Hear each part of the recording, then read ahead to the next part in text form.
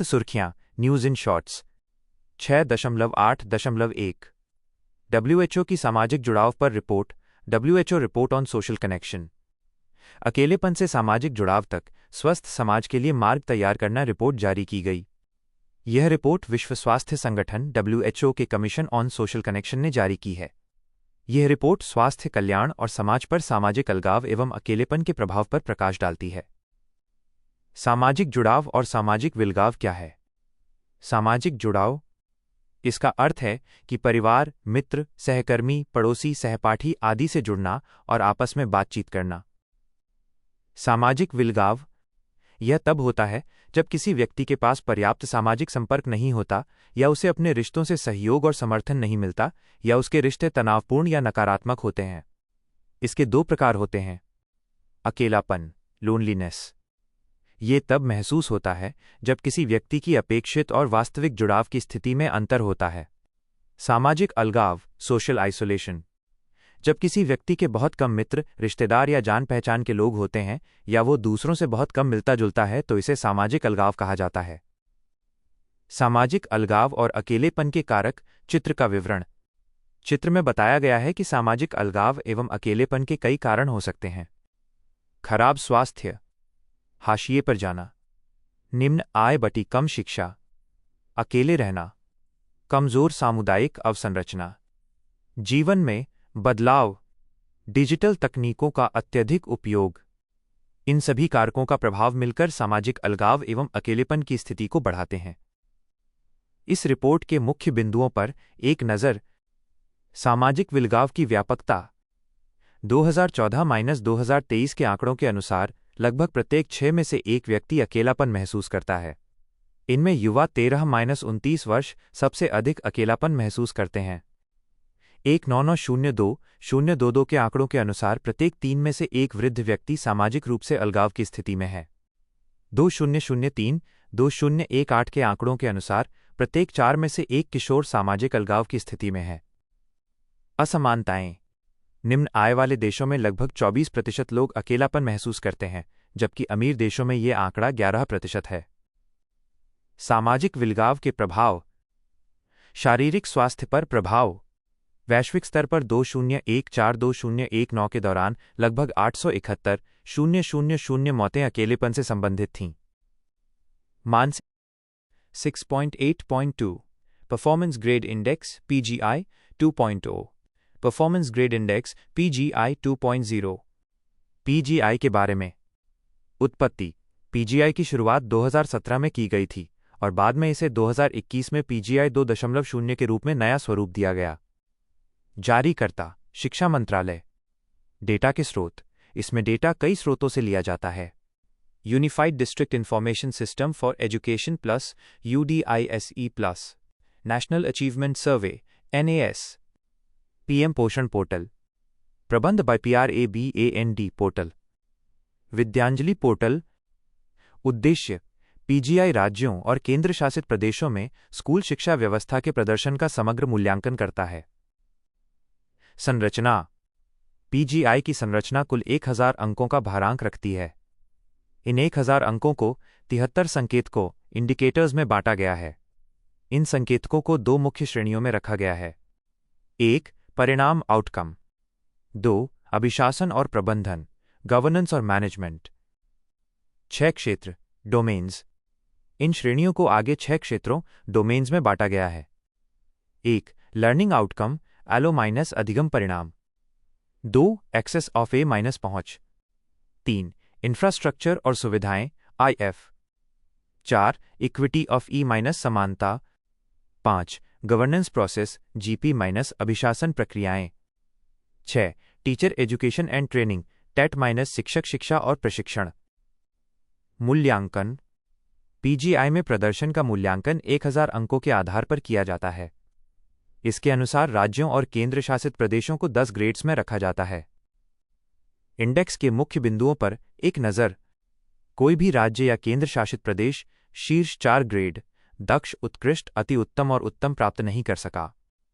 शीर्ष प्रदर्शन केवल चंडीगढ़ ने प्रचेष्टा -1 PRACHESTA 1 ग्रेड हासिल किया। सबसे कमजोर प्रदर्शन मेघालय एकमात्र राज्य है जो 10वें ग्रेड आकांक्षी 3 AKA-NSHI 3 में रहा। समय रुझान 2023-24 में 24 राज्यों व केंद्र शासित प्रदेशों के स्कोर 2022-23 की तुलना में बेहतर रहे, जबकि 12 राज्यों व केंद्र शासित प्रदेशों जैसे बिहार, अंडमान और निकोबार द्वीप समूह, छत्तीसगढ़, झारखंड, कर्नाटक आदि के स्कोर में गिरावट दर्ज की गई।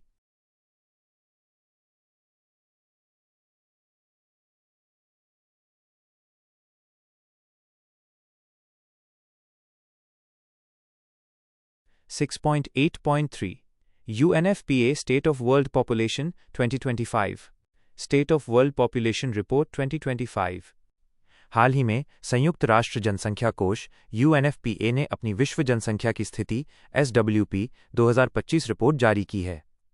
इस रिपोर्ट का शीर्षक है the real fertility crisis, the pursuit of reproductive agency in a changing world. Report के मुख्य बिंदुओं पर एक नज़र। रिप्रोडक्टिव एजेंसी संकट।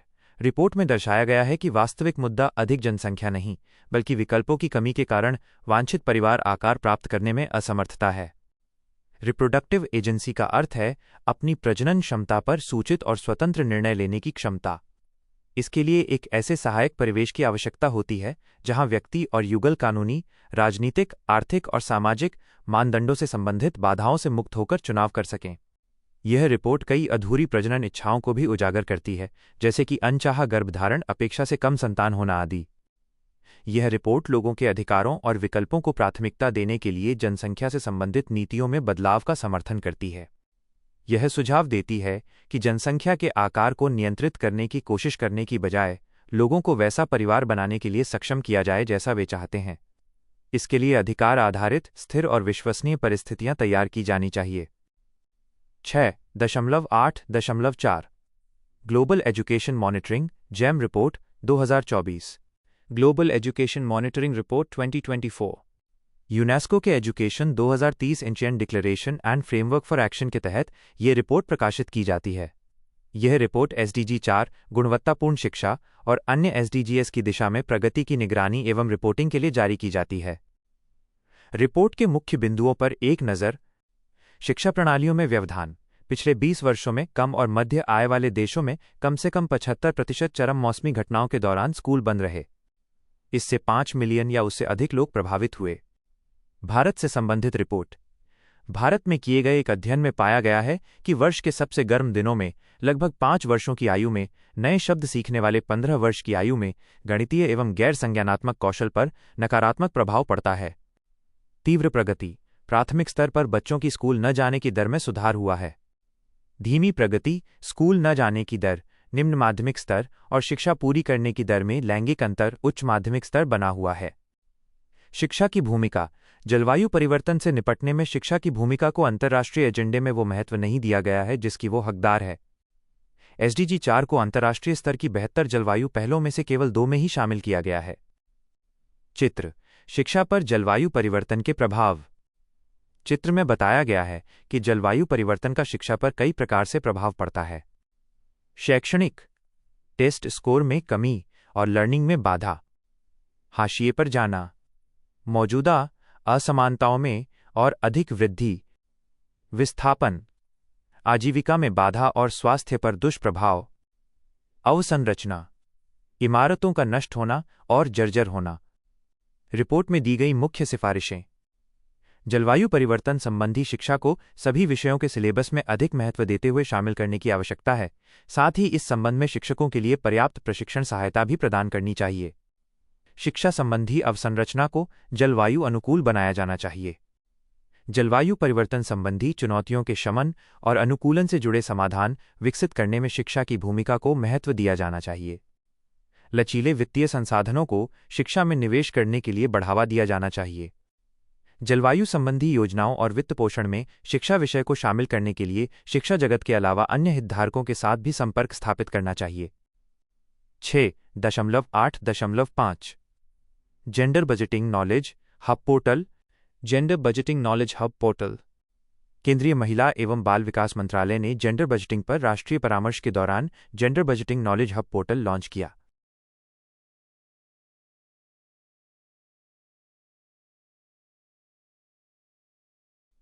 Gender budgeting knowledge hub portal के बारे में। ये एक केंद्रीकृत पोर्टल है। इस पर कई तरह की उपयोगी सामग्री जैसे पॉलिसी ब्रीफ्स, सर्वोत्तम प्रथाएं, जेंडर आधारित आंकड़े आदि उपलब्ध हैं। इसमें उपयोगकर्ता केंद्र और राज्य सरकारों के मंत्रालयों और अन्य हितधारकों द्वारा किए गए कार्यों को साझा कर सकते हैं। इसमें एक ऑनलाइन एप्लीकेशन सुविधा भी है, जिसके माध्यम से जेंडर बजटिंग से जुड़े प्रशिक्षण और क्षमता निर्माण कार्यक्रमों के लिए प्रस्ताव भेजे जा सकते हैं। जेंडर बजटिंग ओजीबी क्या है? ये एक ऐसा दृष्टिकोण है जो सरकारी योजनाओं और बजटों में लैंगिक समानता को एकीकृत करता है। यह विश्लेषण करता है कि बजट किस प्रकार लैंगिक समानता को बढ़ावा देने में सहायक साबित हो सकता है।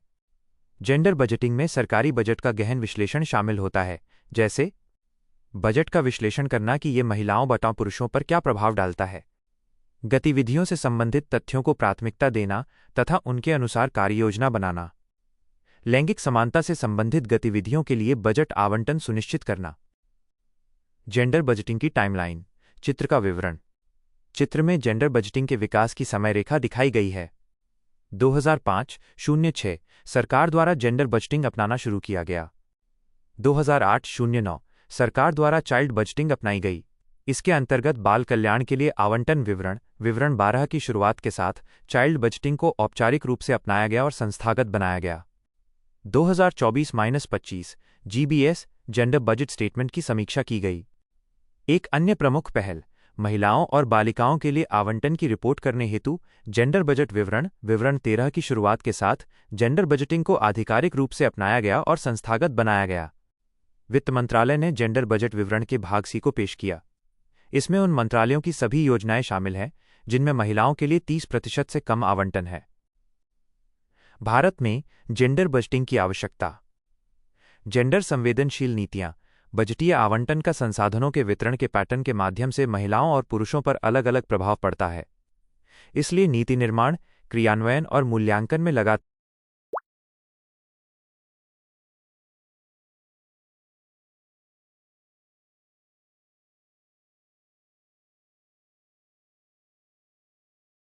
लैंगिक दृष्टिकोण को शामिल करना आवश्यक है।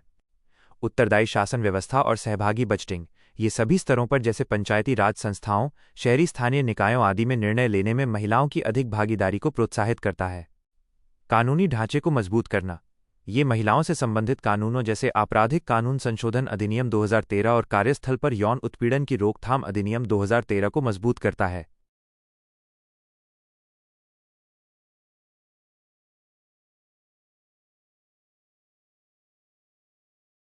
7 विज्ञान एवं प्रौद्योगिकी science and technology. 7.1 Axiom mission, Axiom mission. सुर्खियों में क्यों? एक्सियोम-4 मिशन के तहत अंतर्राष्ट्रीय अंतरिक्ष स्टेशन इस भेजे गए भारतीय अंतरिक्ष यात्री ग्रुप कैप्टन शुभांशु शुक्ला और 3 अन्य अंतरिक्ष यात्री 15 जुलाई 2025 को सफलतापूर्वक पृथ्वी पर लौट आए। एक्सियोम-4 AX4 मिशन के बारे में। यह इंटरनेशनल स्पेस स्टेशन इसके लिए नासा का चौथा पूर्ण निजी अंतरिक्ष यात्री मिशन है। यह टेक्सास स्थित स्टार्टअप कंपनी एक्सियोम स्पेस द्वारा स्पेसएक्स के साथ साझेदारी में लॉन्च किया गया था। यह 14 दिवसीय मिशन था। इसके तहत फ्लोरिडा स्थित नासा के कैनेडी स्पेस सेंटर से फाल्कन 9 प्रक्षेपण यान द्वारा स्पेसएक्स ड्रैगन अंतरिक्ष यान को प्रक्षेपित किया गया था। फाल्कन 9 2 चरणीय पुनः उपयोग किया जाने वाला रीयूजेबल प्रक्षेपण यान है। ड्रैगन अंतरिक्ष यान अंतरिक्ष यात्रियों को अंतरिक्ष में ले जाने के लिए एक पुनः उपयोग करने योग्य मॉड्यूल है। अंतरिक्ष यात्री शुभांशु शुक्ला, भारत। पेगी विट्सन, संयुक्त राज्य अमेरिका। स्वावोज्ड उज़नान्स्की, पोलैंड। टिबोर कापू, हंगरी। मिशन की प्रमुख विशेषताएं। उद्देश्य भारत, पोलैंड और हंगरी के लिए मानव अंतरिक्ष उड़ान की वापसी को साकार करना। AX4 चालक दल में भारत, पोलैंड और हंगरी के सदस्य शामिल हैं। यह इन देशों का अंतरिक्ष स्टेशन के लिए पहला मिशन है और 40 वर्षों में दूसरा सरकार प्रायोजित मानव अंतरिक्ष उड़ान मिशन है। अनुसंधान इसमें 31 देशों का प्रतिनिधित्व करने वाले 60 से अधिक वैज्ञानिक अध्ययन शामिल हैं। इनमें शामिल हैं सूक्ष्म गुरुत्व संबंधी प्रयोग, मानव शरीर क्रिया विज्ञान संबंधी अनुसंधान, अर्थ ऑब्जर्वेशन इमेजिंग आदि। इसरो द्वारा नियोजित अनुसंधान कार्य, फसल वृद्धि, भविष्य में अंतरिक्ष में खेती के लिए फसली बीजों की 6 किस्मों पर सूक्ष्म गुरुत्वाकर्षण के प्रभाव का अध्ययन किया जाएगा। साइनोबैक्टीरिया अंतरिक्ष यान की जीवन समर्थन प्रणालियों लाइफ सपोर्ट सिस्टम्स में उपयोग के लिए इनकी वृद्धि और गतिविधियों का निरीक्षण किया जाएगा। साइनोबैक्टीरिया जलीय बैक्टीरिया हैं जो प्रकाश संश्लेषण कर सकते हैं। स्पेस माइक्रोबायोलॉजी अंतरिक्ष और पृथ्वी पर इनके चयापचय एवं आनुवंशिक गतिविधि की तुलना की जाएगी।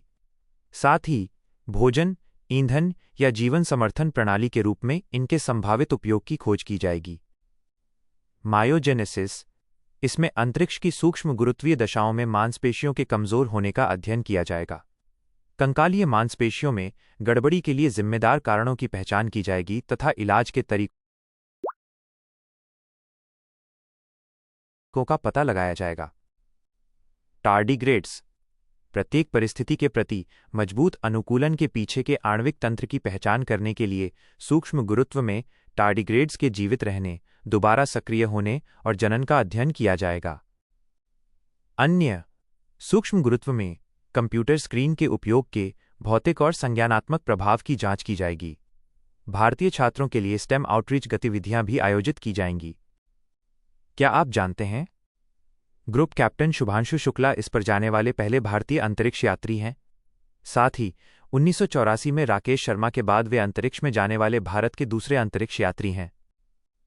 भारत के लिए महत्व गगनयान मिशन का विकास, AX-4 चिकित्सा संबंधी प्रशिक्षण, मनोवैज्ञानिक तैयारी और चालक दल ग्राउंड स्टेशन के बीच समन्वय के लिए बहुमूल्य जानकारी प्रदान करेगा।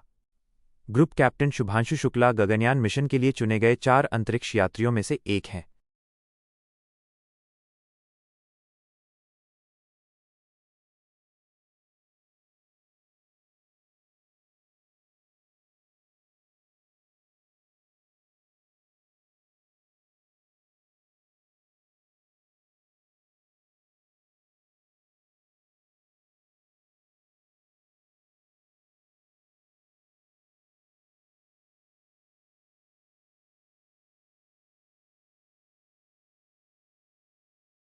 सात 7.2.4 fibre optic drone fibre optic drones fibre optics first person view FPV drone का उपयोग रूस यूक्रेन युद्ध में किया जा रहा है।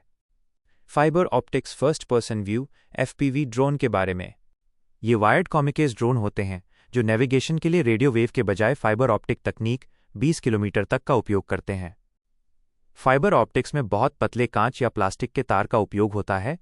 यह तेज गति, लंबी दूरी और सुरक्षित संचार को सक्षम कर सकते हैं। वायरलेस कनेक्शन के विपरीत फाइबर केबल एक समय में एक ही आवृत्ति पर केवल एक ही संचार को सक्षम करती है।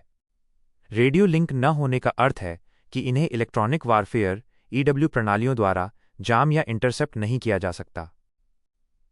फाइबर ऑप्टिक्स ड्रोन के अन्य उपयोग, चित्र का विवरण। चित्र में फाइबर ऑप्टिक ड्रोन के विभिन्न उपयोग बताए गए हैं।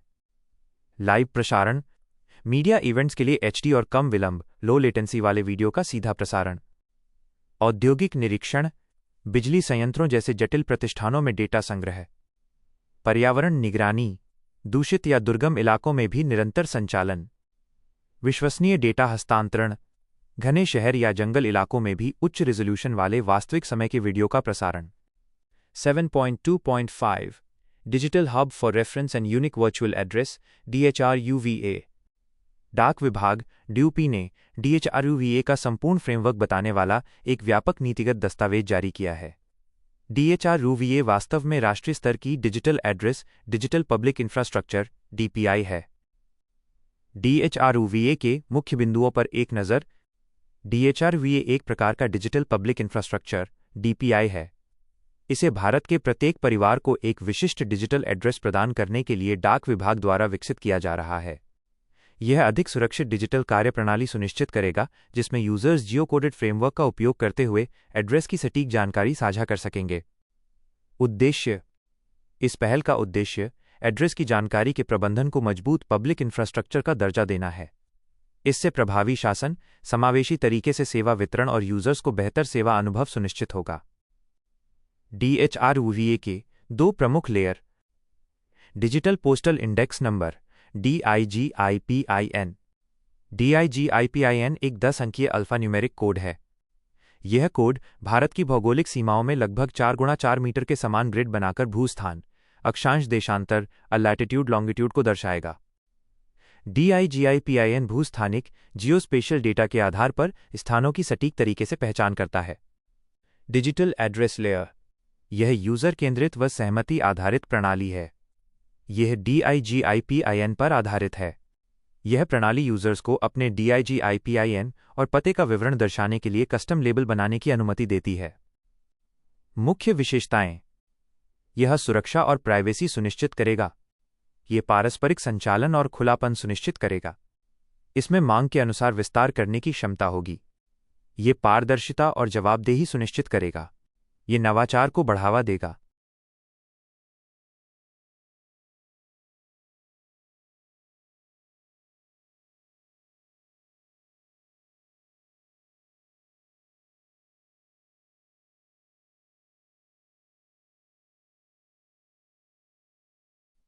DHRUVA पहल के मुख्य लाभ: नागरिकों के लिए लाभ, सरकारी योजनाओं, राशन वितरण और आपात सेवाओं के लिए लाभार्थी तक पहुंचने में मददगार। ई-कॉमर्स, डाक एवं कुरियर सेवाओं के सही व्यक्ति तक वितरण में सुधार करेगा।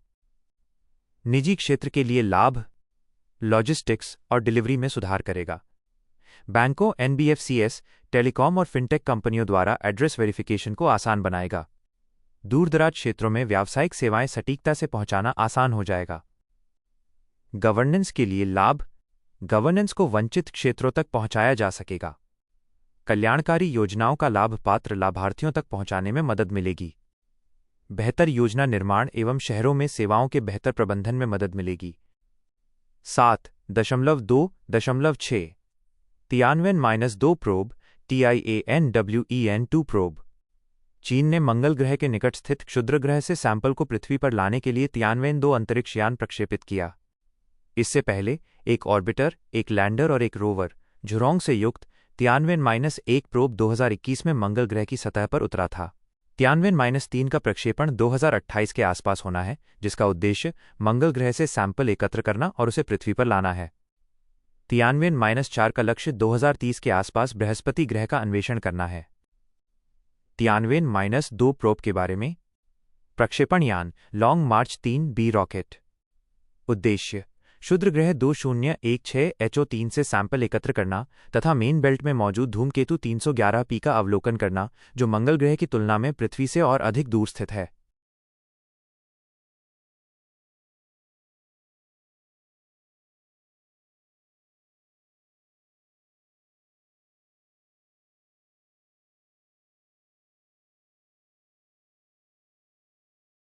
सात 2.7 भारत की पहली जीन एडिटेड भेड़ तैयार की गई। India's first gene edited sheep produced. CRISPR-Cas9 तकनीक का उपयोग करके कश्मीर विश्वविद्यालय के शोधकर्ताओं ने भारतीय कृषि अनुसंधान परिषद (आईकार) के सहयोग से भारत की पहली जीन एडिटेड भेड़ तैयार की। जीन एडिटिंग क्या है? जीन एडिटिंग का अर्थ है किसी जीव के DNA में सटीक संशोधन करना। उद्देश्य: जीन को जोड़ना, अपा हटाना बा बदलना, आनुवांशिक संरचना में वांछित परिवर्तन करना। प्रयुक्त तकनीकें: CRISPR-Cas9 TALENS, zinc finger nuclease आदि। सोमैटिक सेल एडिटिंग गैर वंशानुगत। लक्ष्य: शरीर की कोशिकाएं जैसे त्वचा, लिवर आदि। प्रभाव: परिवर्तन केवल उपचारित व्यक्ति में होता है, उसकी संतानों में परिवर्तन नहीं होता। उपयोग: कैंसर या सिकल सेल एनीमिया जैसी बीमारियों के उपचार हेतु। जर्मलाइन सेल एडिटिंग वंशानुगत प्रभाव। प्रभाव: उपचारित व्यक्ति की प्रत्येक कोशिका में परिवर्तन होता है। परिवर्तन आने वाली पीढ़ियों को भी प्राप्त होते हैं। उपयोग: वंशानुगत बीमारियों की रोकथाम अभी प्रयोग के चरण में। सोमैटिक एडिटिंग और जर्मलाइन एडिटिंग का अंतर। कोशिका प्रकार: सोमैटिक एडिटिंग शरीर, गैर प्रजनन कोशिकाएं। जर्मलाइन एडिटिंग प्रजनन कोशिकाएं। वंशानुगत प्रभाव: सोमैटिक वंशानुगत नहीं, जर्मलाइन वंशानुगत। प्रभाव का क्षेत्र: सोमैटिक स्थानीय विशिष्ट अंग, जर्मलाइन संपूर्ण जीव व उसके वंश। नैतिक चिंताएं। सोमैटिक कम, जर्मलाइन अधिक, खतरे की आशंका। चिकित्सीय उपयोग। सोमैटिक परीक्षण चरण में, जर्मलाइन अधिकतर प्रतिबंधात्मक बाई प्रयोगात्मक चरण में। महत्व क्यों है? जीन एडिटिंग में कैंसर और वंशानुगत बीमारियों के इलाज व कृषि में सुधार की अपार संभावनाएं हैं। हालांकि नैतिक और सुरक्षा संबंधी सवालों का समाधान भी आवश्यक है। क्रिस्पर-Cas9 तकनीक के बारे में। क्रिस्पर-Cas9 तकनीक डीएनए एडिटिंग के लिए कट एंड पेस्ट विधि पर कार्य करती है। 2020 का रसायन विज्ञान का नोबेल पुरस्कार इसी खोज के लिए प्रदान किया गया था। शोध के बारे में। एक मेमने में मायोस्टिटिन जीन को एडिट किया गया, जिससे मांसपेशियों की वृद्धि में 30% की बढ़ोतरी हुई। यह गुण कुछ यूरोपीय नस्ल की भेड़ों जैसे टेक्सल में पाया जाता है, लेकिन भारतीय नस्ल की भेड़ों में नहीं पाया जाता। इस प्रक्रिया में किसी बाहरी डीएनए को प्रवेश नहीं कराया गया, इसलिए ये ट्रांसजेनिक जानवर नहीं है। इस प्रकार ये तकनीक पूरी प्रक्रिया को अधिक प्रभावी और सुरक्षित बनाती है। साथ ही नियमों का उल्लंघन भी नहीं होता और ये उपभोक्ताओं के लिए भी स्वीकार्य मानी जाती है। इससे पहले राष्ट्रीय डेयरी अनुसंधान संस्थान NDRI ने एक जीन एडिटेड भैंस का भ्रूण विकसित किया था।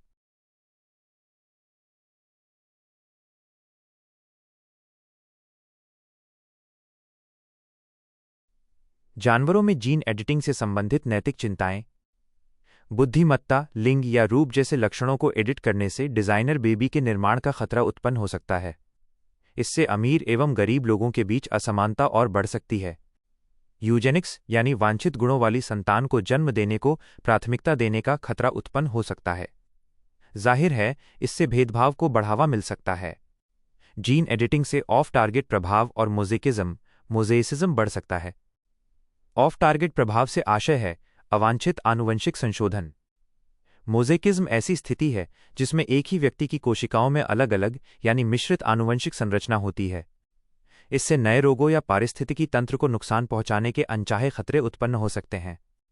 जानवरों के कल्याण से जुड़ी चिंताएं भी उठती हैं, क्योंकि जीन एडिटेड जानवरों को तैयार करने में अक्सर कुछ जानवरों की सर्जरी की जाती है या कुछ जानवरों का बलिदान भी देना पड़ता है।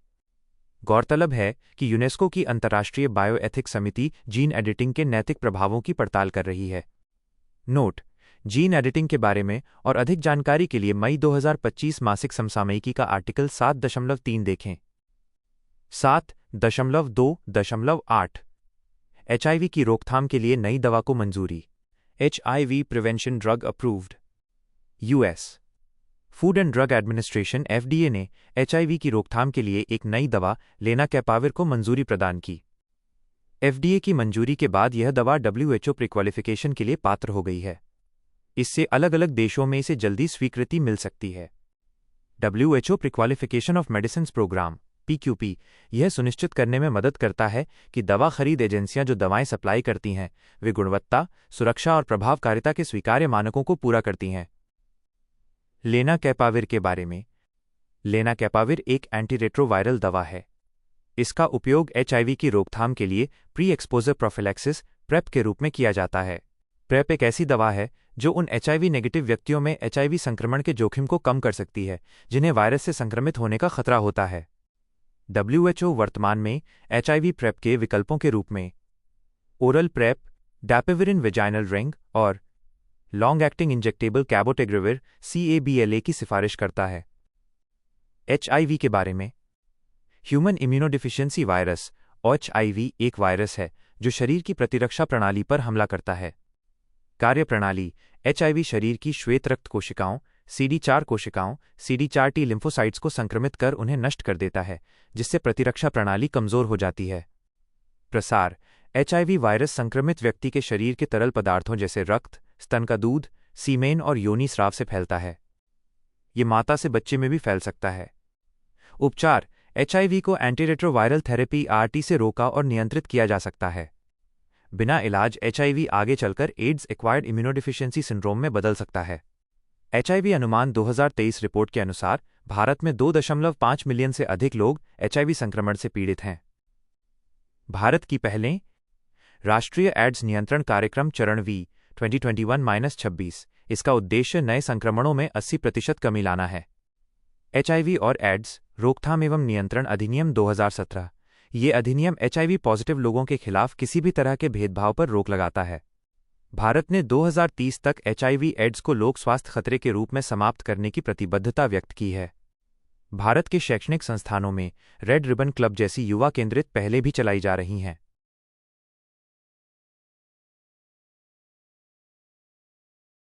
7.2.9 वजन कम करने वाली दवाएं, वेट लॉस ड्रग। डेनमार्क की दवा कंपनी नोवो नॉर्डिस्क ने भारत में अपनी वजन कम करने वाली दवा वेगोवी लॉन्च की। इस दवा का सक्रिय घटक सेमाग्लुटाइड है और इसे वेगोवी ब्रांड नाम से बेचा जा रहा है। यह इंजेक्शन के रूप में उपलब्ध होगी और इसे सप्ताह में एक बार लेना होगा। सेमाग्लुटाइड भूख को कम करने का काम करता है। ये शरीर में मौजूद GLP-1 ग्लूकागन लाइक पेप्टाइड 1 नामक हार्मोन की कॉपी करता है। GLP-1 आंतों में पाया जाने वाला एक हार्मोन है जो खाना खाने के बाद शरीर में रिलीज होता है और व्यक्ति को अधिक देर तक पेट भरा हुआ महसूस कराता है।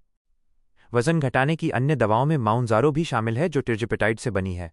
ये GLP-1 और GIP दोनों हार्मोन की तरह काम करता है। विषय की समझ और अवधारणाओं के स्मरण की अपनी क्षमता के परीक्षण के लिए आप हमारे ओपन टेस्ट ऑनलाइन प्लेटफॉर्म 8. संस्कृति कल्चर 8.1 INS कौंडिन्य और टंकाई विधि NS कौंडिन्या एंड टंकाई। सुर्खियों में क्यों? भारतीय नौसेना द्वारा औपचारिक रूप से प्रथम टंकाई वाले जहाज को नौसेना में शामिल किया गया। इसका नाम INS कौंडिन्य रखा गया है जिसे टंकाई पद्धति का उपयोग करके बनाया गया था। INS कौंडिन्य के बारे में, यह अजंता की गुफाओं के चित्रों में दर्शाए गए 5वीं शताब्दी के जहाज़ों पर आधारित है। यह परियोजना संस्कृति मंत्रालय, भारतीय नौसेना और मैसूर स्थित हेरिटेज होलसेलर्स के बीच त्रिपक्षीय समझौते के जरिए शुरू की गई थी। टंकाई विधि के बारे में, यह जहाज निर्माण की 2000 वर्ष पुरानी तकनीक है जिसे टंकाई जहाज निर्माण विधि के नाम से जाना जाता है। इसमें कीलों का उपयोग करने की बजाय लकड़ी के तख्तों को जोड़ने के लिए सिलाई विधि का प्रयोग किया जाता है जिससे अधिक लचीलापन एवं स्थायित्व मिलता है। भारत की गौरवशाली समुद्री विरासत, व्यापार और वाणिज्य। मेसोपोटामिया में हड़प्पाकालीन मोहरों की खोज तथा लोथल 2400 ईसा पूर्व में जहाज़ों की ड्राईडॉक और एंकरिंग की आकृतियों की खोज सिंधु घाटी सभ्यता एवं मेसोपोटामिया के बीच समुद्री व्यापार संबंधों को दर्शाती है। सबसे पहले व्यापारियों द्वारा व्यापार और धन की तलाश में समुद्र पार कर विदेशों में जहाज से जाने का उल्लेख मिलता है। चोल, चेर व पांड्य शासकों ने रोमन साम्राज्य के साथ समुद्र आधारित व्यापारिक संबंध स्थापित किए। विजयनगर और बहमनी साम्राज्य गोवा बंदरगाह का उपयोग करके ईरान एवं इराक से घोड़ों का आयात करते थे। सांस्कृतिक प्रसार। अशोक के पुत्र महेंद्र और पुत्री संघमित्रा बौद्ध धर्म के प्रसार करने के लिए पश्चिम बंगाल के ताम्रलिप्ति बंदरगाह से श्रीलंका तक समुद्री यात्रा पर गए थे। दक्षिण पूर्व एशिया के देशों पर समुद्री विजय और उनके साथ व्यापारिक संबंधों के कारण वहां भारतीय धर्म, स्थापत्य कला एवं भाषाओं का प्रसार हुआ था। उदाहरण के लिए जावा में बोरोबुदुर मंदिर, कंबोडिया में अंगकोर वाट मंदिर आदि। नौसैनिक कौशल और समुद्री ज्ञान। मगध साम्राज्य की नौसेना को पांडुलिपियों में दर्ज विश्व की पहली नौसेना माना जाता है और चाणक्य के अर्थशास्त्र में नौसैनिक युद्ध विभाग का उल्लेख भी मिलता है। राजेंद्र चोल 1044 ने श्रीलंका पर विजय प्राप्त की थी। इसके अलावा श्री विजय साम्राज्य शैलेंद्र राजवंश द्वारा शासित के खिलाफ सफल नौसैनिक अभियानों का नेतृत्व किया था। छत्रपति शिवाजी महाराज ने विजयदुर्ग और सिंधुदुर्ग जैसे तटीय किलों का निर्माण कराया था और नौसेना की ताकत को बढ़ाने के लिए 500 से अधिक जहाज़ों का बेड़ा गठित किया था। चोल और चेर शासकों को समुद्री यात्राओं के लिए मानसूनी पवनों का ज्ञान था। समुद्री कूटनीति। श्रीलंका के शासक मेघवर्ण ने गया में बौद्ध मंदिर बनाने की अनुमति के लिए समुद्रगुप्त के पास एक दूत मंडल भेजा था। शैलेंद्र शासक ने पाल शासकों के दरबार में दूत मंडल भेजा था और नालंदा में एक मठ बनाने की अनुमति मांगी थी।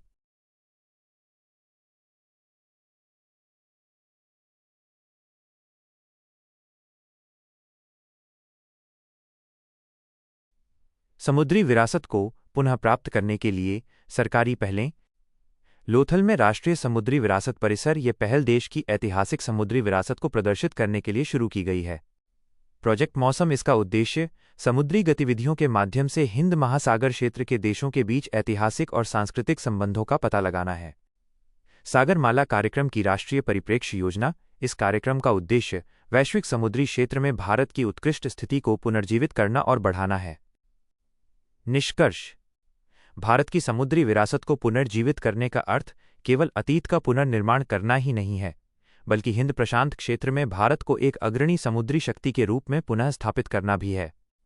राजनीतिक पहलों और सांस्कृतिक पहुंच के माध्यम से भारत अपनी प्राचीन समुद्री पहचान से पुनः जुड़ रहा है।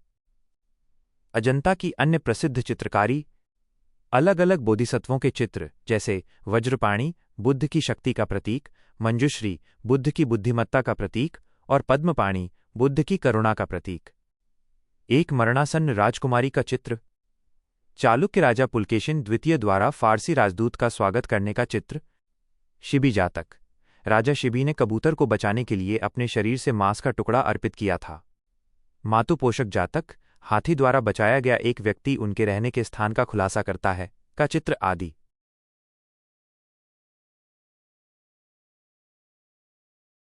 8.2 संक्षिप्त सुर्खियां, न्यूज इन शॉर्ट्स।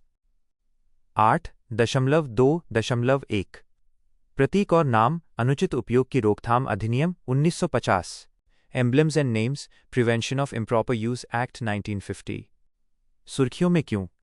हाल ही में सुप्रीम कोर्ट ने प्रतीक और नाम अनुचित उपयोग की रोकथाम अधिनियम 1950 के तहत एक स्वतंत्र सेनानी की विरासत का सम्मान करने के संबंध में दायर एक याचिका खारिज कर दी। प्रतीक अधिनियम एम्ब्लम्स एक्ट के बारे में, इस अधिनियम का उद्देश्य भारतीय राष्ट्रीय ध्वज, राजकीय प्रतीक, राष्ट्रपति या राज्यपाल की मुहर, राष्ट्रीय व्यक्तियों जैसे महात्मा गांधी के नाम या तस्वीरों के अनुचित या व्यावसायिक उपयोग को रोकना है। प्रतीक की परिभाषा। प्रतीक का अर्थ है ऐसा कोई भी प्रतीक, मुहर, ध्वज, चिन्ह, कोट ऑफ आर्म्स, राज्य चिन्ह या चित्रात्मक प्रस्तुति जो इस अधिनियम में उल्लिखित हो। लागू होना। ये अधिनियम पूरे भारत में लागू है, साथ ही भारत के बाहर रहने वाले भारत के नागरिकों पर भी लागू होता है। प्रतीक और नाम अनुचित प्रयोग निवारण अधिनियम 1950 के तहत संरक्षण। राष्ट्रीय प्रतीक। भारत का राष्ट्रीय ध्वज, भारत सरकार और राज्यों के नाम, प्रतीक या मुहर, अशोक चक्र, नाम व छवि, पदक, बैज, तत्स्कार द्वारा अलंकरण। महत्वपूर्ण व्यक्तित्व। महात्मा गांधी, इंदिरा गांधी, छत्रपति शिवाजी, महात्मा बुद्ध, भारत का प्रधानमंत्री। शब्द, श्री, नेता व नेताजी। महत्वपूर्ण संस्थान एवं कार्यालय। राष्ट्रपति और राज्यपालों के नाम, प्रतीक या मुहर, संसद व राज्य विधानमंडल, सुप्रीम कोर्ट व हाई कोर्ट, केंद्रीय पान राज्य सचिवालय, कार्यालय, इन भवनों की चित्रात्मक प्रस्तुति। संगठन व मिशन। रामकृष्ण मठ और mission, Bharat scouts and guides, राष्ट्रीय युवा प्रतीक, आर्या विले, श्री सत्य साई, राष्ट्रीय मानवाधिकार आयोग NHRC। अंतर्राष्ट्रीय संगठन। संयुक्त राष्ट्र UN, WHO, यूनेस्को, अंतर्राष्ट्रीय नागरिक विमानन संगठन ICAO, इंटरपोल, फीफा U17 विश्व कप, अंतर्राष्ट्रीय ओलंपिक समिति IOC। 8.2.2 कुंभकोणम, वेट्रिलाई और थोवलाई माणिक्का मालाई। कुंभकोणम वेट्रिलाई एंड थोवलाई माणिक्का मालाई। कुंभकोणम वेट्रिलाई को हाल ही में भारत सरकार द्वारा भौगोलिक संकेत और GI टैग दिया गया है, जो इसकी क्षेत्रीय विशेषता और सांस्कृतिक महत्व को मान्यता देता है। कुंभकोणम वेट्रिलाई के बारे में, यह एक पैन का पत्ता होता है। यह मुख्य रूप से तंजावुर के उपजाऊ कावेरी नदी बेसिन के कुंभकोणम क्षेत्र में उगाया जाता है। इसमें चविकोल नामक एक एंटी इन्फ्लेमेटरी, सूजन रोधी तत्व पाया जाता है, जो ऑक्सीडेटिव तनाव को कम करता है। यह डायबिटीज जैसी बीमारियों में आम होता है। थोवलाई माणिक्का मालाई के बारे में, यह एक खास तरह की माला है जो केवल थोवलाई में बनाई जाती है। इसमें फूलों को सावधानी से मोड़ा जाता है और उन्हें सटीक ज्यामितीय जियोमेट्रिकल पैटर्न में इस तरह से व्यवस्थित किया जाता है कि वे रत्नों, खासकर माणिक रूबी जैसे दिखें।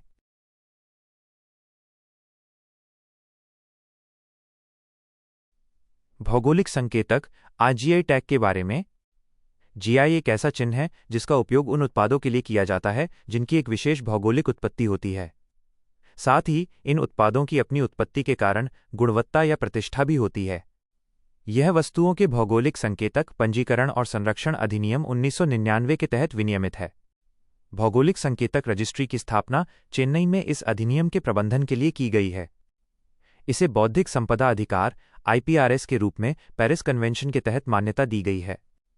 ये ट्रिप्स यानी बौद्धिक संपदा अधिकारों के व्यापार संबंधी पहलू समझौते के अंतर्गत भी शामिल है। नोडल विभाग बाय मंत्रालय, वाणिज्य एवं उद्योग मंत्रालय के तहत उद्योग संवर्धन और आंतरिक व्यापार विभाग DPIIT। अवधि 10 वर्ष और इसे नवीनीकृत भी किया जा सकता है। सबसे अधिक GI टैग उत्तर प्रदेश के पास हैं। 8.2.3 विश्व test championship, world test championship WTC। दक्षिण अफ्रीका ने लॉर्ड्स इंग्लैंड में आयोजित विश्व टेस्ट चैंपियनशिप 2023-25 में मौजूदा चैंपियन ऑस्ट्रेलिया को हराकर खिताब जीत लिया है। विश्व टेस्ट चैंपियनशिप ऑफ WTC के बारे में। WTC की शुरुआत अगस्त 2019 में हुई थी। पात्रता: ICC टेस्ट टीम रैंकिंग में शीर्ष 9 रैंक वाली टीमें WTC के लिए क्वालिफाई करती हैं। फॉर्मेट: प्रत्येक टीम 3 घरेलू और 3 बाहरी श्रृंखलाएं खेलती है।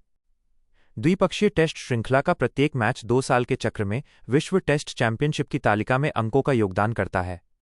प्रत्येक टीम कम से कम 2 टेस्ट और अधिकतम 5 टेस्ट की 6 श्रृंखलाएं खेलती है। शीर्ष 2 टीमें पॉइंट प्रतिशत प्रणाली के अनुसार, न कि जीते गए मैचों के आधार पर, विजेता बनने के लिए एक दूसरे के खिलाफ प्रतिस्पर्धा करती हैं। विषय की समझ और अवधारणाओं के स्मरण की अपनी क्षमता के परीक्षण के लिए आप हमारे ओपन टेस्ट ऑनलाइन प्लेटफॉर्म पर संस्कृति से संबंधित स्मार्ट क्विज का अभ्यास करने हेतु इस QR कोड को स्कैन कर सकते हैं। 9. नीतिशास्त्र एथिक्स। 9.1 महात्मा गांधी और श्री नारायण गुरु के जीवन मूल्य। Values of Mahatma Gandhi and Shri Narayan गुरु। परिचय: श्री नारायण धर्म संगम ट्रस्ट द्वारा आयोजित एक कार्यक्रम में श्री नारायण गुरु और महात्मा गांधी के बीच ऐतिहासिक संवाद की शताब्दी मनाई गई। ये संवाद 12 मार्च 1925 को महात्मा गांधी की केरल यात्रा के दौरान केरल के शिवगिरी मठ में आयोजित हुआ था। यह संवाद वायकोम सत्याग्रह, धर्मनिरपेक्षता, अहिंसा, अस्पृश्यता उन्मूलन, मैत्री प्राप्ति, विनम्रता के उत्थान आदि विषयों पर केंद्रित था। श्री नारायण गुरु के बारे में 1856-1928। उनका जन्म केरल के तिरुवनंतपुरम के निकट चेम्पाझंथी गांव में हुआ था। उन्होंने समाज सुधार को आगे बढ़ाने के लिए 1903 में श्री नारायण धर्म परिपालन योगम SNDP की स्थापना की। उन्होंने एझावा और हाशिए पर पड़े अन्य समुदायों के सामाजिक और शैक्षिक पिछड़ेपन को दूर करने पर ध्यान केंद्रित किया। उन्होंने निवृत्ति पंचकम और आत्मोपदेश शतक जैसी कृतियों की रचना की, जो अद्वैत वेदांत दर्शन के महत्वपूर्ण ग्रंथ हैं। वर्ष 1888 में श्री नारायण गुरु ने अरुविपुरम में एक शिवलिंग की प्रतिष्ठापना की थी। विभिन्न पहलुओं पर श्री नारायण गुरु और महात्मा गांधी के विचार। सामाजिक सुधार। श्री नारायण गुरु का मानना था कि जाति अप्राकृतिक है, मनुष्यों द्वारा बनाई गई है, इसलिए वे इसे अवास्तविक मानते थे। इस प्रकार उन्होंने एक जाति, एक धर्म और एक ईश्वर का उद्घोष किया। उनका मानना था कि यदि सकारात्मक कार्रवाई आर्थिक असमानताओं को दूर करती है, किंतु ये जातिवाद को समाप्त नहीं करती। उन्होंने श्रेणी शिक्षारत प्रक्रिया को अपनाने की वकालत की, जैसे जाति के बारे में न पूछो, न बताओ और न सोचो। साथ ही उन्होंने सरकारी अभिलेखों से जातिगत उल्लेख हटाने का सुझाव दिया। महात्मा गांधी जी अस्पृश्यता के विरोधी थे, फिर भी वे वर्णाश्रम व्यवस्था में विश्वास करते थे। उन्होंने कहा कि विभिन्न वर्ण लोगों के वर्ग स्वाभाविक रूप से अस्तित्व में आते हैं। गांधी जी का विचार था कि समाज के सभी लोगों को 4 मुख्य व्यवसायों में रखा जा सकता है: शिक्षण, रक्षा, संपदा सृजन और शारीरिक श्रम। धार्मिक विचार। श्री नारायण गुरु, उनका मानना था कि आध्यात्मिक विकास के लिए हिंदू धर्म पर्याप्त है, लेकिन उन्होंने स्वीकार किया कि अन्य धर्म भी मोक्ष की ओर ले जा सकते हैं। महात्मा गांधी जी ने सभी धर्मों को सत्य तक पहुंचने के समान मार्ग माना। उनके लिए धर्म का अर्थ नैतिकता और मानवता की निस्वार्थ सेवा था। उन्होंने ऐसी राजनीति का विरोध किया जो धर्म से अलग हो, क्योंकि उनके अनुसार इससे मनुष्य भ्रष्ट, स्वार्थी, अविश्वसनीय, भौतिकवादी और अवसरवादी बनता है।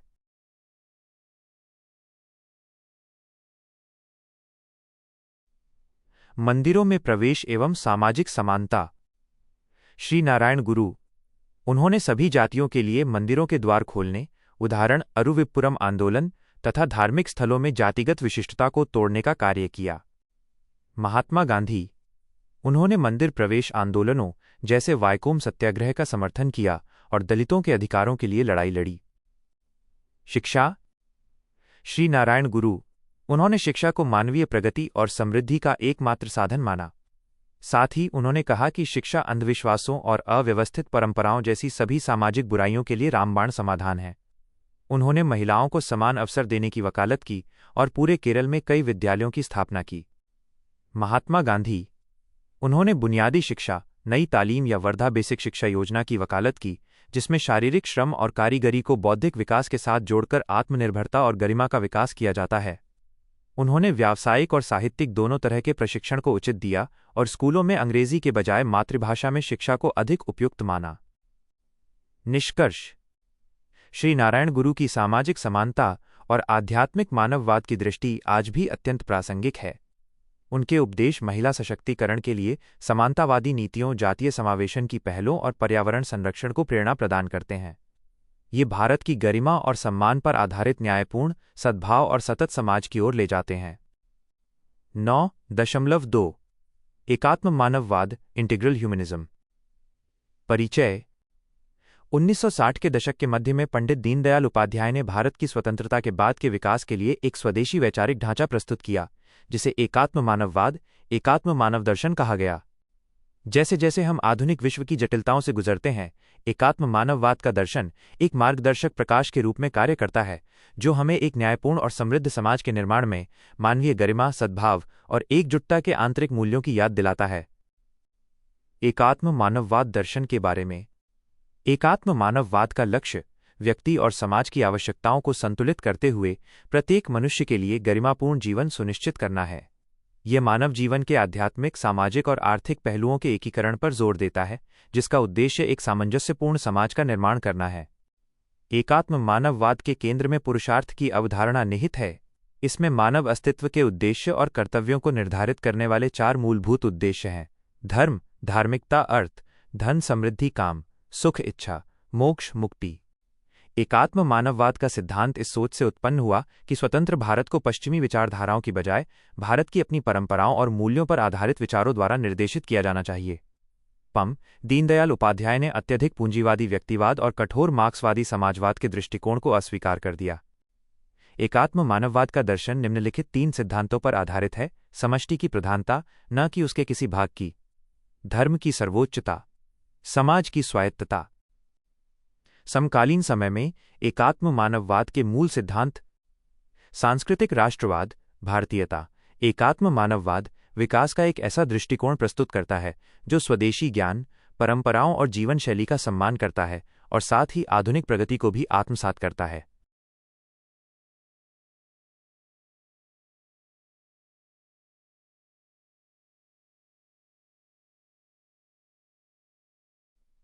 समकालीन समय में एकात्म मानववाद के मूल सिद्धांत: सामाजिक एकीकरण और सद्भाव। ये सामाजिक सद्भाव और जातिगत भेदभाव के उन्मूलन का आह्वान करता है ताकि समानता और न्याय पर आधारित समाज की स्थापना की जा सके। अंत्योदय, अंतिम व्यक्ति का उत्थान। इसका तर्क है कि आर्थिक नीतियों का लक्ष्य केवल औद्योगिक या शहरी विकास नहीं, बल्कि समाज के सबसे गरीब वर्गों का पहले उत्थान होना चाहिए। सबके लिए शिक्षा और हर हाथ को काम, हर खेत को पानी जैसे विचार उनके आर्थिक लोकतंत्र की अवधारणा में समाहित थे। नैतिक शासन, आदर्श राज्य, धर्म राज्य की अवधारणा केवल धार्मिक अनुशासन की स्वतंत्रता तक सीमित नहीं होती, बल्कि ये धार्मिकता, नैतिक मूल्यों और पारदर्शी शासन को भी दर्शाती है। विकेंद्रीकरण, इस दर्शन में एक आत्मनिर्भर ग्राम आधारित अर्थव्यवस्था का समर्थन किया गया है। ये समुदायों को अपनी विशिष्ट आवश्यकताओं और संसाधनों के आधार पर अपने स्वयं के विकास का प्रबंधन करने की अनुमति देता है। पंडित दीनदयाल उपाध्याय के बारे में। 1916-1968। वे एक भारतीय दार्शनिक, अर्थशास्त्री, समाजशास्त्री, इतिहासकार और राजनीतिक कार्यकर्ता थे। उनका जन्म उत्तर प्रदेश के मथुरा जिले में हुआ था। वे 1967 में भारतीय जनसंघ के अध्यक्ष बने। पुस्तकें: सम्राट चंद्रगुप्त, जगद्गुरु शंकराचार्य, पॉलिटिकल डायरी आदि। वे साप्ताहिक पांचजन्य और दैनिक पत्रिका स्वदेश के संपादक भी थे। गांधीजी से समानताएं। पंडित दीनदयाल उपाध्याय के दर्शन गांधीजी के सर्वोदय, सभी का कल्याण, ग्राम स्वराज, अस्पृश्यता और सामाजिक अन्याय के विरोध जैसे विचारों से मेल खाते हैं।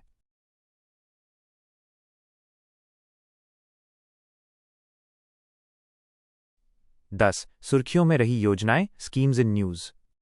10.1 भारत में इलेक्ट्रिक यात्री कारों के विनिर्माण को बढ़ावा देने की योजना। Scheme to promote manufacturing of electric passenger cars in India. सुर्खियों में क्यों?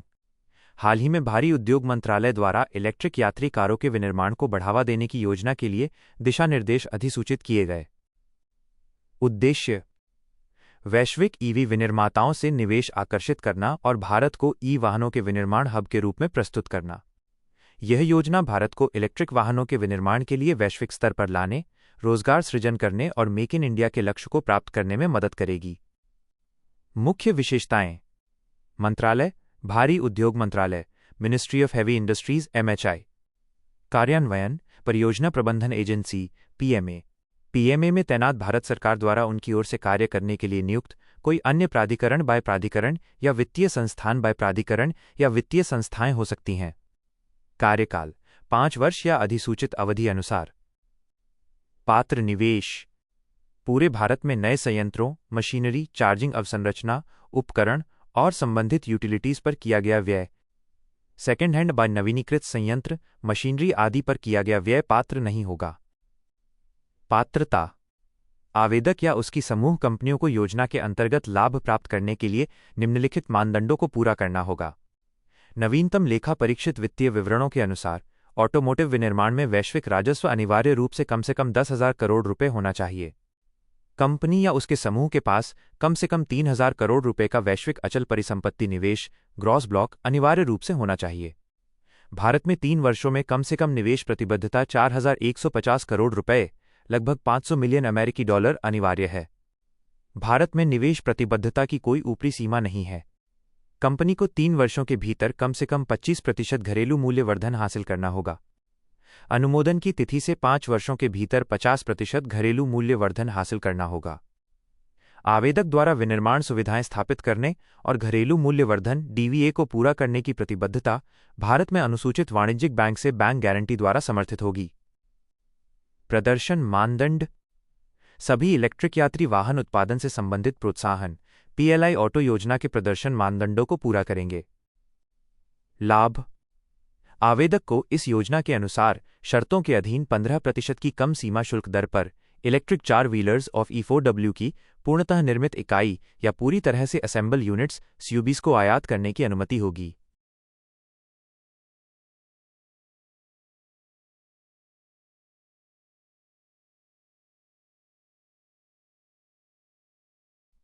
योजना से संबंधित अतिरिक्त प्रावधान। CBU completely built unit. CBU एक ऐसा वाहन है जो पूरी तरह से असेंबल रूप में होता है। उपयुक्त कम शुल्क दर पर आयात की जाने वाली इलेक्ट्रिक 4 व्हीलर्स E4W की अधिकतम संख्या प्रतिवर्ष 8,000 तक सीमित होगी। 15% की कम सीमा शुल्क दर कुल 5 वर्षों के लिए लागू होगी। 11 सुर्खियों में रही स्थल, places in news. Bharat, Jammu और कश्मीर। गंदरबल में खीर भवानी उत्सव मनाया गया। इसका अर्थ है कि जम्मू कश्मीर के गंदरबल जिले में खीर भवानी मंदिर से जुड़ा धार्मिक उत्सव आयोजित किया गया। गिनीज वर्ल्ड रिकॉर्ड के अनुसार केसर के सबसे ऊंचे खेतों वाले 3D प्रिंटेड खजूर का उद्घाटन किया गया। इसका मतलब है कि केसर की खेती से जुड़ा एक विशेष रिकॉर्ड स्थापित किया गया और उससे संबंधित संरचना स्थापना का उद्घाटन हुआ। हिमाचल प्रदेश सरकार ने चंबा और सिरमौर में बॉर्डर टूरिज्म गतिविधियां शुरू की। अर्थात हिमाचल प्रदेश सरकार ने सीमावर्ती जिलों चंबा और सिरमौर में पर्यटन को बढ़ाने के लिए बॉर्डर टूरिज्म गतिविधियों की शुरुआत की। राजस्थान खीचन को मिनार आइबर्ड्स को रामसर साइट्स का दर्जा दिया गया। इसका मतलब है कि राजस्थान के खीचन और मेनार जैसे आर्द्रभूमि क्षेत्रों को अंतर्राष्ट्रीय महत्व की रामसर साइट घोषित किया गया। महाराष्ट्र एक वैश्विक फैशन ब्रांड विवाद के बाद कोल्हापुरी चप्पल की डिजाइन की कॉपी करने के बाद बहस छिड़ी। अर्थात एक अंतर्राष्ट्रीय फैशन ब्रांड द्वारा कोल्हापुरी चप्पल की डिजाइन की नकल करने को लेकर विवाद हुआ। तेलंगाना ICRISAT और विकासशील देशों के लिए अनुसंधान एवं सूचना प्रणाली RIS ने ICRISAT global excellence award for south south cooperation का शुभारंभ किया। इसका मतलब है कि ICRISAT और RIS ने दक्षिण दक्षिण सहयोग को बढ़ावा देने के लिए एक नया वैश्विक पुरस्कार शुरू किया। गोवा गोवा उल्लास बार उल्लास कार्यक्रम के तहत पूर्ण साक्षरता प्राप्त करने वाला दूसरा राज्य मिजोरम के बाद बन गया। इसका अर्थ है कि वयस्क शिक्षा कार्यक्रम ULLAS understanding life long learning for all in society के अंतर्गत गोवा ने पूर्ण साक्षरता हासिल की। केरल केरल में जेलीफिश का भारी आक्रमण देखा गया, जिससे पारिस्थितिकी तंत्र पर दबाव बढ़ने का संकेत है। अर्थात समुद्र में जेलीफिश की संख्या तेजी से बढ़ने से पर्यावरणीय संतुलन प्रभावित होने की संभावना जताई गई। उत्तर प्रदेश बहराइच वन्यजीव अभयारण्य में गिरवा नदी में मगरमच्छों को छोड़ा गया है। अर्थात वन विभाग द्वारा गिरवा नदी में मगरमच्छों का पुनर्वास संरक्षण के लिए छोड़ा जाना किया गया। असम बाजाली जिले में प्राचीन धातुकर्म के साक्ष्य मिले हैं। इसका अर्थ है कि वहां प्राचीन धातु निर्माण तकनीक से जुड़े पुरातात्विक प्रमाण मिले। जोन परिषद के गांव अब काकाचांग कार्बी आंगलोंग क्षेत्र KKAL में फिर से दिखाई दिए हैं। अर्थात उस क्षेत्र में जोन नामक समुदाय समूह की गतिविधियां या उपस्थिति फिर से सामने आईं। कामाख्या में अंबुबाची मेले का आयोजन किया गया। ये असम के प्रसिद्ध कामाख्या मंदिर का वार्षिक धार्मिक मेला है। त्रिपुरा उल्लास पा उल्लास कार्यक्रम के तहत तीसरा पूर्ण साक्षर राज्य बन गया है। अर्थात त्रिपुरा ने भी वयस्क साक्षरता कार्यक्रम के अंतर्गत पूर्ण साक्षरता हासिल की।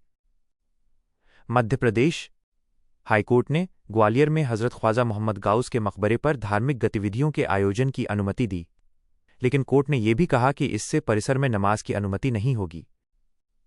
आंध्र प्रदेश श्रीशैलम मल्लिकार्जुन स्वामी मंदिर में संरक्षित एक ताम्रपत्र में तेलुगु ब्राह्मी का पहला अभिलेखीय साक्ष्य मिला है। इसका अर्थ है कि वहां प्राचीन तेलुगु ब्राह्मी लिपि का महत्वपूर्ण ऐतिहासिक प्रमाण मिला। तमिलनाडु धनुषकोडी में सेटू तीर्थस्थान अभयारण्य को अधिसूचित किया गया है। मदुरै में 800 साल प्राचीन शिव मंदिर और 2 शिवलिंग मिले हैं। विश्व स्विट्जरलैंड में बिर्च ग्लेशियर के टूटने से भारी भूस्खलन हुआ, जिससे ब्लाटन नामक गांव का कुछ हिस्सा दब गया। किर्गिस्तान भारत किर्गिस्तान द्विपक्षीय निवेश संधि BIT आधिकारिक तौर पर लागू हो गई। चीन ने शंघाई में अंतर्राष्ट्रीय मध्यस्थता संगठन IOMED की स्थापना की। 6 साल के अंतराल के बाद कैलाश मानसरोवर यात्रा फिर से शुरू हुई। फिनलैंड ने ओटावा कन्वेंशन से हटने की मंजूरी दे दी है। क्रोएशिया भारत के प्रधानमंत्री ने हाल ही में क्रोएशिया की यात्रा की।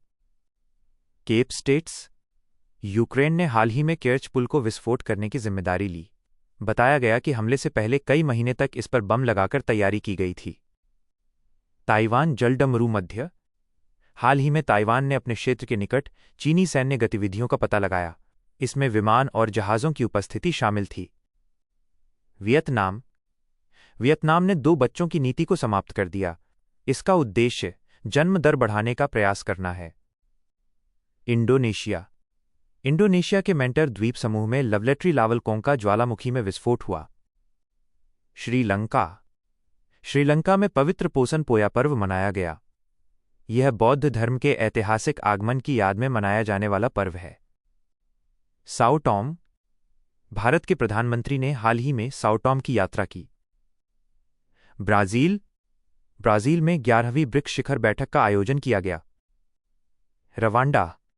रवांडा ने सेंट्रल अफ्रीकन स्टेट्स आर्थिक समुदाय ECCAS से स्वयं को अलग कर लिया है। मेडागास्कर हसा राज्य मंत्री ने मेडागास्कर के 65वें स्वतंत्रता दिवस समारोह में भारत का प्रतिनिधित्व किया।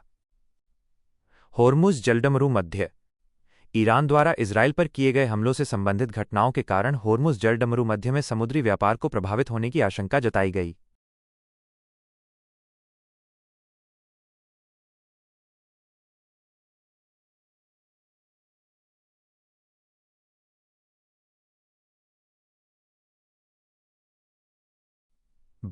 सुर्खियों में रहे व्यक्तित्व पर्सनैलिटीज इन न्यूज।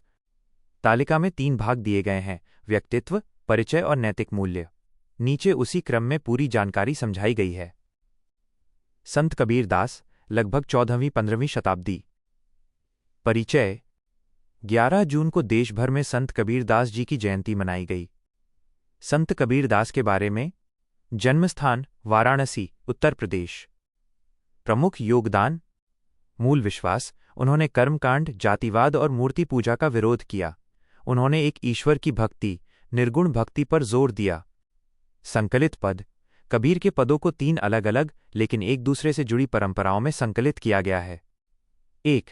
कबीर बीजक ये वाराणसी और उत्तर प्रदेश के अन्य स्थानों पर कबीर पंथ, कबीर का पंथ या उपसंप्रदाय द्वारा संरक्षित किया गया है। 2. कबीर ग्रंथावली, ये परंपरा राजस्थान के दादू पंथ से जुड़ी हुई है। 3. अन्य स्रोत उनकी कई रचनाएं गुरु अर्जुन देव द्वारा संकलित आदि ग्रंथ साहिब में भी मिलती हैं। भाषा और बोलियां। कबीर की कविताएं कई भाषाओं और बोलियों में संरक्षित हैं। कुछ निर्गुण कवियों की रचनाएं विशेष भाषा, संत भाषा, सधुक्कड़ी में लिखी गई हैं। अन्य कविताएं उलटबांसी में मिलती हैं। उलटबांसी में कबीर ने अपनी बात को घुमा फिराकर और प्रचलित अर्थ से एकदम विपरीत अर्थ में व्यक्त किया है। नैतिक मूल्य, सामाजिक आलोचना और असहमति। उनकी रचनाओं में ऐसे पद शामिल हैं जो सामाजिक रीति रिवाजों और तार्किक मतों के माध्यम से जाति और धार्मिक कट्टरता की आलोचना करते हैं। उनकी कविताओं ने असहमति के महत्व को उजागर किया, जिसका न केवल राजनीतिक और नैतिक पक्ष है बल्कि ये सामाजिक जीवन में मूल्यों को परिष्कृत करने का कारण भी बन सकता है। श्रीमंत शंकरदेव 1449-1568। परिचय। प्रसिद्ध भारतीय शास्त्रीय नृत्यांगना सोनल मानसिंह को श्रीमंत शंकरदेव पुरस्कार, असम के सर्वोच्च सांस्कृतिक सम्मानों में से एक से सम्मानित किया गया है। श्रीमंत शंकरदेव के बारे में। वे 15वीं शताब्दी के महान संत और समाज सुधारक थे। उनका जन्म अलीपुखुरी, नगांव जिला, असम में हुआ था। उन्होंने एक शरण धर्म, एकेश्वर भक्ति पर आधारित एक नया वैष्णव आंदोलन की शुरुआत की। यह धर्म भगवान श्री कृष्ण की भक्ति पर आधारित था। योगदान। कीर्तन घोषा, यह असमिया भाषा में लिखा गया भक्ति ग्रंथ है। इसमें भगवान कृष्ण की महिमा का वर्णन मिलता है। गुणमाला, यह भागवत पुराण का एक संक्षिप्त संस्करण है। अंकियानाट, ये एकांकी नाटक का एक रूप है। इसमें नृत्य, संगीत और कथा का मिश्रण देखने को मिलता है। नैतिक मूल्य, सामाजिक चेतना और मानवतावाद। उन्होंने भक्ति आंदोलन का नेतृत्व किया जिससे पूर्वोत्तर भारत के लोगों के आध्यात्मिक और सामाजिक जीवन पर प्रभाव पड़ा। उनकी शिक्षाओं से उनके अनुयायियों ने समानता, सहिष्णुता, सच्चाई और मानवता के प्रति प्रेम जैसे गुणों को अपनाया।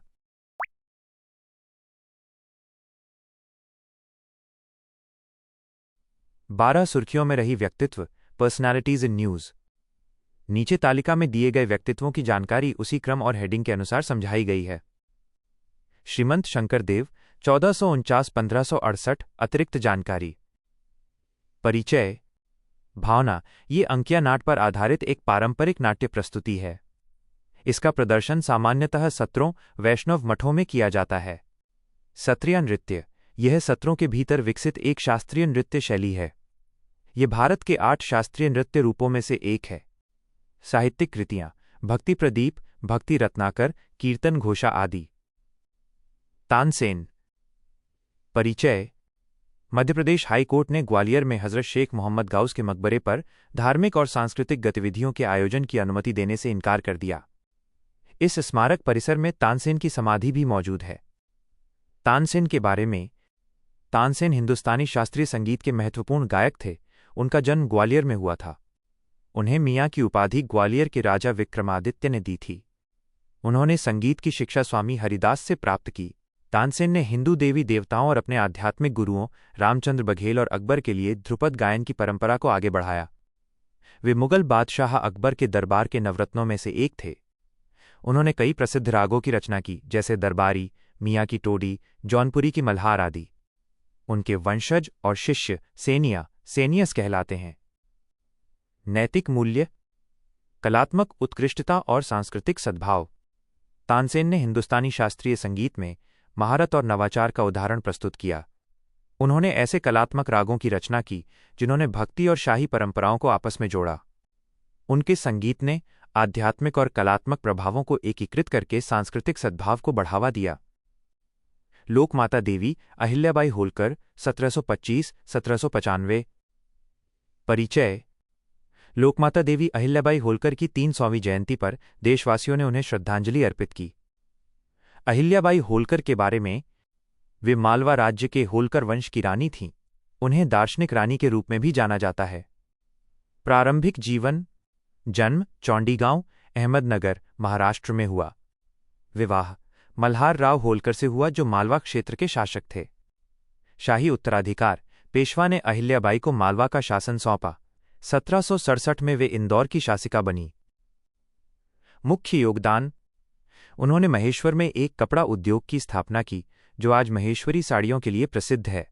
मंदिर निर्माण और जीर्णोद्धार: रानी ने 12 ज्योतिर्लिंगों में से 2 का निर्माण करवाया। काशी विश्वनाथ मंदिर का जीर्णोद्धार करवाया। नैतिक मूल्य: वीरता और प्रशासक: मालवा की रानी अहिल्याबाई होलकर एक बहादुर रानी और कुशल शासक होने के साथ साथ एक निपुण राजनीतिज्ञ भी थीं। जब मराठा पेशवा अंग्रेजों के एजेंडे को समझ नहीं पा रहे थे, तब उन्होंने एक विस्तृत नजरिया प्रस्तुत किया।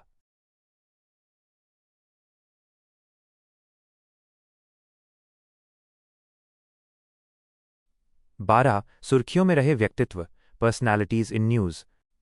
नीचे दी गई जानकारी उसी क्रम और हेडिंग के अनुसार समझाई गई है। लोकमाता देवी अहिल्याबाई होलकर 1725-1795। मुख्य योगदान: आगे गुजरात में पुराने जुना सोमनाथ मंदिर का निर्माण करवाया, जो अहिल्याबाई मंदिर नाम से प्रसिद्ध है। हरिद्वार, काशी, सोमनाथ और रामेश्वरम जैसे तीर्थ स्थलों पर भी मंदिरों का जीर्णोद्धार करवाया। स्थापत्य कला: नर्मदा नदी के किनारे महेश्वर किला, अहिल्या किला का निर्माण करवाया। उन्होंने एक महिला सेना का भी गठन किया, जो राज्य की रक्षा, कानून व्यवस्था और महिला सशक्तिकरण का प्रतीक बनी। भगवान बिरसा मुंडा 1875-1900।